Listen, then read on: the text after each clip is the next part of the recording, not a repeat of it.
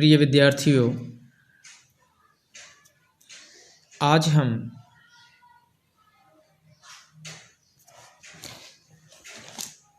रीतिकालीन काव्य संग्रह पुस्तक में वर्णित केशव दास जी की रचना रामचंद्रिका के पंचवटी वर्णन शीर्षक से जो पद अवतरित किए गए हैं उनका वर्णन करेंगे।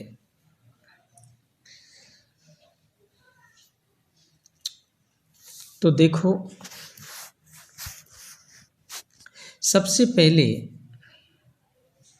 मैं इस पद्य को पढ़ कर के सुना देता हूँ।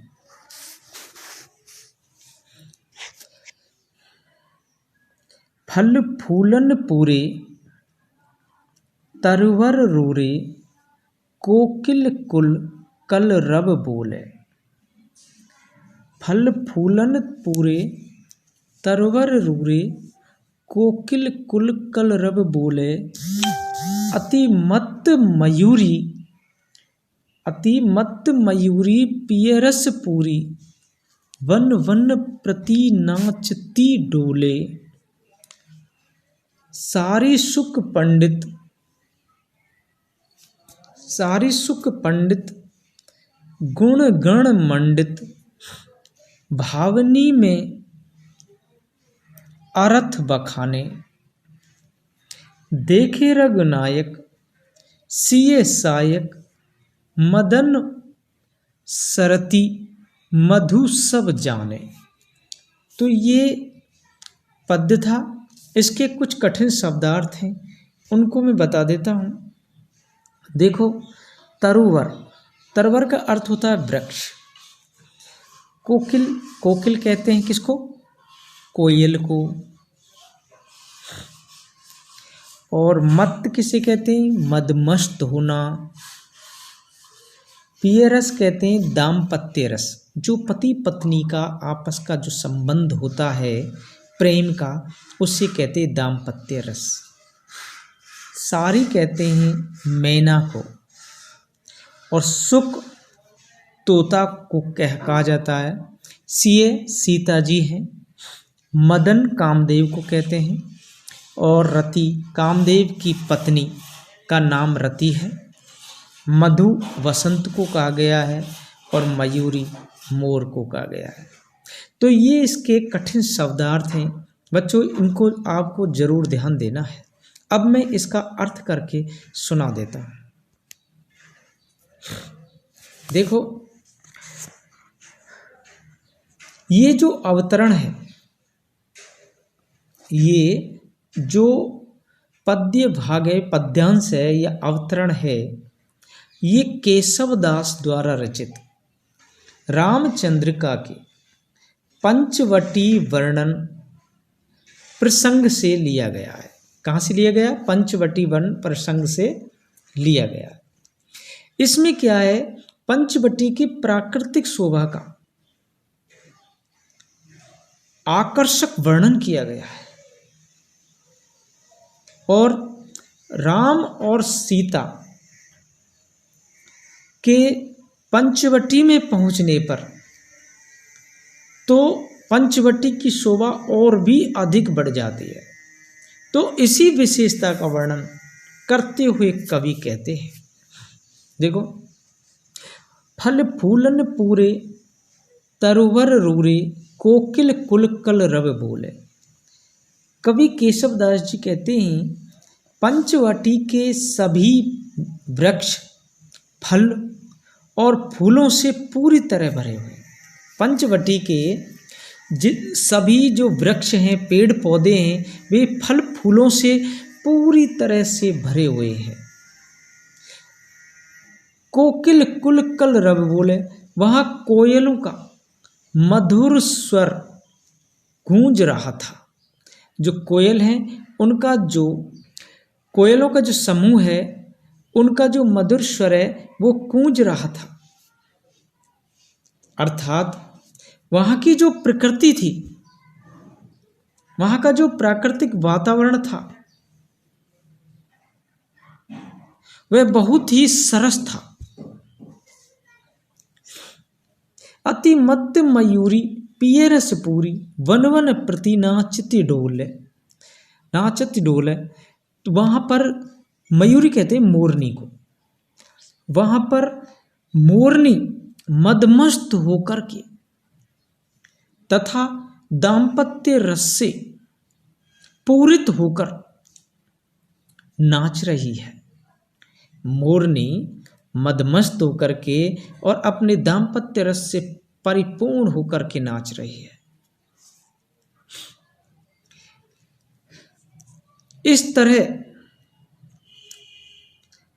पंचवटी के हर कोने में, मतलब पंचवटी के चारों तरफ वह अपने पंख फैला करके आनंद की अनुभूति कर रही है, अर्थात आनंद व्यक्त कर रही है।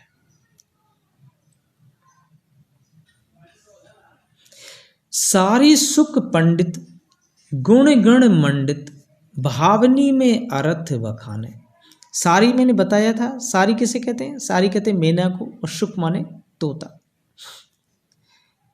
कभी कहते हैं कि पंचवटी में मैना और तोता मनुष्य की वाणी का अनुकरण करते रहते हैं। मनुष्य की वाणी का अनुकरण करते रहते हैं। वे मानवीय गुणों से पूरित होते हैं। मानवीय जो उनके अंदर जो मानवीय गुण आ गए उनसे वे बड़े ही शोभाजनक दिखाई देते हैं। और जो भी कुछ वे मानवीय गुणों का अनुकरण करके जो भाव व्यक्त करते हैं उनका बखान करते रहते हैं। अपने मानवीय गुणों के भावों का बखान करते रहते हैं। देखें रघुनायक सिए सायक, मदन सरती मधु सब जाने। उस पंचवटी में सीता जी के साथ में राम इतने सुंदर दिखाई दे रहे हैं, इतने शोभायमान लग रहे हैं कि मानो कामदेव अपनी पत्नी रति के साथ वहां आ गए हो। राम और सीता कैसे लग रहे हैं? जैसे कि कामदेव अपनी पत्नी रति के साथ पंचवटी पर आ गए हों। और उस पंचवटी पर बसंत ऋतु का संचार होने लग जाता है। बसंत ऋतु का संचार होने लग जाता है। कवि केशवदास जी का कहने का तात्पर्य यह है कि राम और सीता की उपस्थिति से पंचवटी की प्राकृतिक जो सुषमा है, जो सुंदरता है, वह और भी अधिक बढ़ जाती है। और वहां पर जो रहने वाले जीव जंतु सचेतन अचेतन, वो अपने आप में प्रसन्नता व्यक्त करने लग जाते हैं, अर्थात उन्हें आनंद की अनुभूति होने लगती है। तो देखो इसमें क्या है, कामदेव और सीता को, राम को तो कामदेव माना है और सीता को रति माना है, और यहाँ लक्ष्मण को क्या माना है? बसंत माना है। इसलिए यहाँ पर रूपक अलंकार माना गया है, क्योंकि राम और सीता पर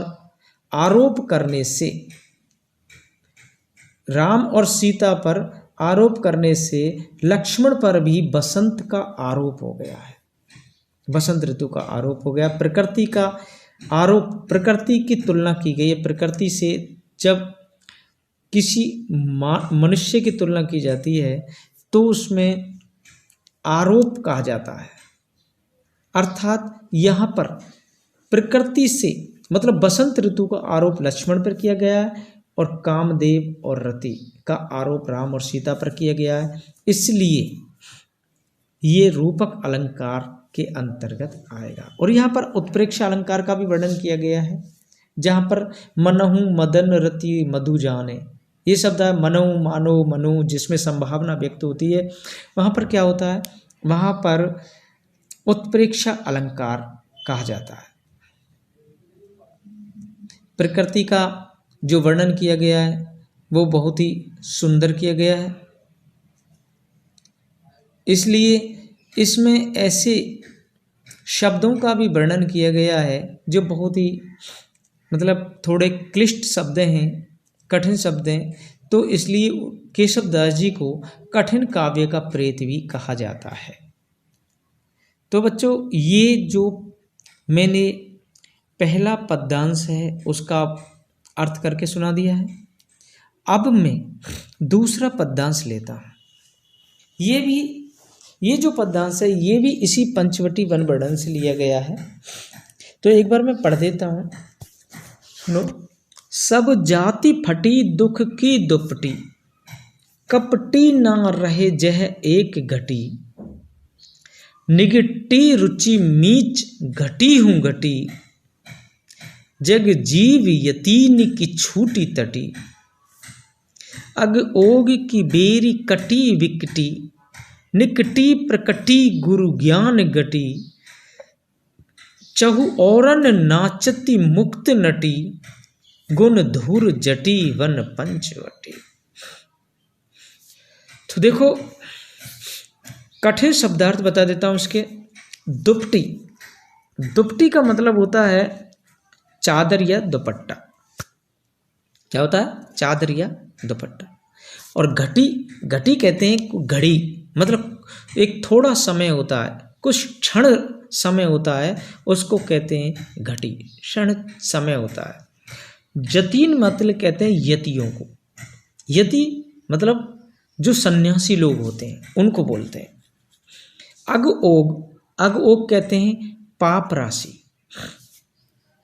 पापी व्यक्ति होते हैं, कपटी व्यक्ति होते हैं, उनको बोलते हैं अग ओग। तटी, तटी कहते हैं समाधि को। किसे कहते हैं? समाधि को। समाधि अवस्था होती है उसको तटी बोलते हैं। धूर जटी शिव जी को कहा जाता है, महादेव जी को। और मुक्ति नटी का मतलब होता है मुक्ति पाना या मोक्ष की प्राप्ति कर लेना। और गटी, गटी का मतलब होता है गठरी।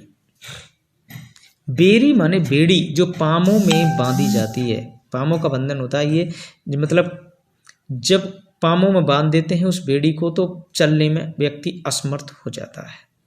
तो ये इसके कठिन शब्दार्थ हैं। अब हम इसका अर्थ करके समझा देते हैं। देखो, ये जो अवतरण है ये भी केशव दास जी द्वारा रचित रामचंद्रिका के पंचवटी वर्णन शीर्षक से उद्धृत है, मतलब लिया गया है।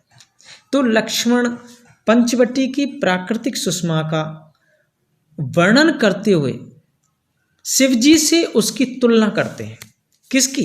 पंचवटी की। पंचवटी की वर्णन तुलना करते हैं। तो देखो, लक्ष्मण कहते हैं सब जाति फटी दुख की दुपटी, कपटी ना रह जाए एक घटी। लक्ष्मण कहते हैं कि जिस प्रकार, लक्ष्मण कहते हैं कि जिस प्रकार शिवजी के दर्शनों से, जिस प्रकार शिवजी के दर्शनों से हमारे सारे दुख दूर हो जाते हैं, समाप्त हो जाते हैं, अर्थात नष्ट हो जाते हैं। जिस प्रकार शिवजी के दर्शनों से हमारे सारे दुख समाप्त हो जाते हैं, नष्ट हो जाते हैं, उसी प्रकार यहाँ पंचवटी में आते ही दुखों की जो चादर है वह ऐसे लग रही है जैसे कि फट गई हो। दुखों की चादर फट गई हो, अर्थात दुख समाप्त हो गए हो। यहां आते ही मानव का मन एकदम निर्मल और शुद्ध हो जाता है, पवित्र हो जाता है। कपटी ना रह जाए एक घटी, और उसके मन में, उसके मन के अंदर जो छल कपट होता है ना, वो सब निकल जाता है। क्योंकि वहां पर जो कपटी मनुष्य होता है ना, वह एक क्षण के लिए भी नहीं रुक सकता है।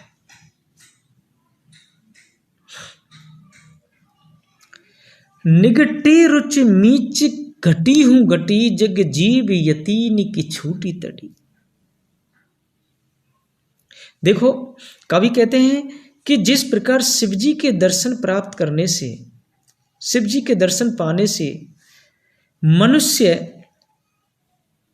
मनुष्य जिस प्रकार मोक्ष की कामना छोड़ देता है, मुक्ति की कामना छोड़ देता है, और ब्रह्म का साक्षात्कार करने के लिए जो समाधि अवस्था होती है, उसकी इच्छा भी नहीं करता है, उसकी अभिलाषा नहीं करता है। इसी प्रकार यह पंचवटी का जो वातावरण है, उसमें आकर के मानव की जो मरने की रुचि है, मीच मतलब मरने की जो रुचि है, वह समाप्त हो जाती है, घटती चली जाती है, उसमें कमी होती चली जाती है। और जग जीव यतीन की छूट तटी, यति लोग होते हैं, सन्यासी लोग होते हैं, उनकी समाधि अवस्था भी यहाँ आकर के छूट जाती है। कहने का तात्पर्य यह है कि पंचवटी की जो प्राकृतिक सुंदरता है, उसको देख करके मानव की जो भौतिक और आध्यात्मिक जो इच्छा है, कामना है, अभिलाषा है, वो सब समाप्त हो जाती हैं और उसके मन को परम शांति मिल जाती है। देखो अग ओग की बेरी कटी विकटी, ये लाइन है, तीसरी लाइन, अग ओग की बेरी कटी विकटी, निकटी प्रकटी गुर ज्ञान गटी। देखो इसमें लक्ष्मण हैं, लक्ष्मण जी कहते हैं कि पंचवटी में जैसे कोई व्यक्ति प्रवेश करता है, कोई मनुष्य प्रवेश करता है, तो उसकी जो पापों की जो बेड़ियां हैं वो कट जाती है, मतलब नष्ट हो जाती है। पापों की बेड़ियां मतलब पाप नष्ट हो जाते हैं उस व्यक्ति के, और वह शीघ्र ही एक ज्ञान की, उसके अंदर शीघ्र ही एक ज्ञान की गठरी प्रकट हो जाती है, मतलब उसके अंदर ज्ञान पैदा हो जाता है और उसके सारे पाप नष्ट हो जाते हैं और वह महाज्ञानी बन जाता है। चहु ओरन नाचती मुक्ति नटी, गुण धूर जटी वन पंचवटी। यहां मुक्ति की जो इच्छा होती है, मोक्ष की जो इच्छा होती है, वो नटी के समान चारों तरफ नाच रही है। मोक्ष की जो इच्छा है वो भी नटी के समान चारों तरफ नाच रही है, अर्थात वहां का जो वातावरण है उसमें सब प्रकार की सांसारिक जो चिंता है, तृष्णा है, वो सब तृष्णा, सांसारिक चिंता, उनसे मुक्ति दिलाने वाली होती है। वहाँ की जो प्राकृतिक वातावरण है, सांसारिक चिंता, तृष्णा, सब कुछ व्यक्ति भूल जाता है पंचवटी में आकर के। इस प्रकार पंचवटी में शिव जी के सभी गुण विद्यमान माने गए हैं और ये जो वन है वो शिव जी के समान माना गया है। कहने का तात्पर्य यह है कि जिस प्रकार शिव जी के दर्शनों से मानव के सभी प्रकार के पाप नष्ट होकर के उसे शांति मिल जाती है, उसे मोक्ष की प्राप्ति हो जाती है, मुक्ति मिल जाती है, वैसे ही इस वन में भी इस वन में जो अनुभूति होती है वो ऐसे ही होती है जैसे कि शिव जी के दर्शन हो गए हों। तो बच्चों ये जो था ये पंचवटी वन वर्णन से लिया गया है, शिव जी की तुलना की गई है इसमें, और आपको कठिन शब्दार्थ भी मैंने बता दिए हैं। इसमें यनप्रास, यमक, इन अलंकारों का प्रयोग किया गया है और जो पंचवटी की प्राकृतिक शोभा है उसका वर्णन किया गया है। तो बच्चों ये जो मैंने जो पदों का जो अर्थ करके समझाया है, उस पदों के अर्थ को आप ध्यान से सुने। ध्यान से सुनोगे तो आपके लिए ये सारे पद याद हो जाएंगे। धन्यवाद।